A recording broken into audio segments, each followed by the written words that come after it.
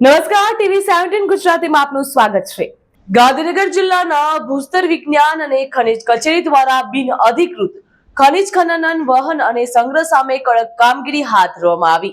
માનસ સુપરવાઇઝરની ટીમ દ્વારા વિસ્તારમાં વિશેષ દિવસ રાત ચેકિંગ ચાલી રહ્યું છે, જેમાં હાલમાં 3 મોટા વાહનો અને એક એક્સ્ટ્રાકાવેટર મશીન સહિત અંદાજે 1 કરોડ 20 લાખનો મુદ્દામાલ જપ્ત કરવામાં આવ્યો। જપ્ત કરાયેલા વાહનોના માલિકો વિરુદ્ધ ગુજરાત મિનરલ નિયમો 2017 મુજબની કાર્યવાહી શરૂ કરવામાં આવી।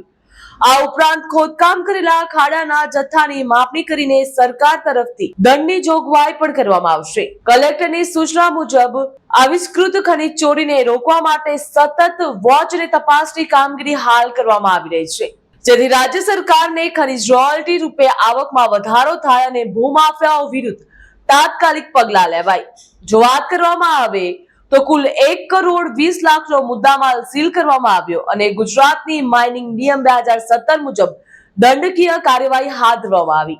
ગાંધીનગર જિલ્લાના મેહુલ કે દવેના માર્ગદર્શન હેઠળ મદદનીશ ભૂશાસ્ત્રી પ્રણવસિંહની સૂચનાથી ખનિજ કચેરી બિન અધિકૃત ખનિજ ખનન અને વહન સામે કાર્યવાહી કરવામાં આવી। કચેરીના માઇનસ સુપરવાઇઝર દ્વારા રાત્રિના સમયે આશરે 4 વાગે સુમારે બાસણ ખાતે સાબરમતી નદી પટ વિસ્તારમાં આકસ્મિક તપાસ હાથ ધરવામાં આવી।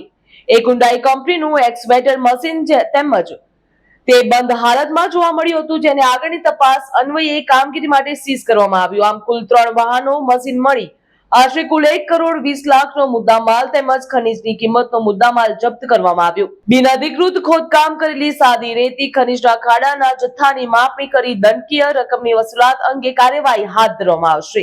આ ઉપરોક્ત જપ્ત કરેલ મશીનના વાહન માલિક વિરુદ્ધ પણ ગુજરાત મિનરલ નિયમ 2017 મુજબ દંડકીય કાર્યવાહી કરવામાં આવશે અને કડક પગલાં લેવામાં આવશે। હાલ સમાચારમાં બસ આટલું જ। વધુ માહિતી અને સમાચાર માટે આપ જોતા રહો TV17 ગુજરાતી।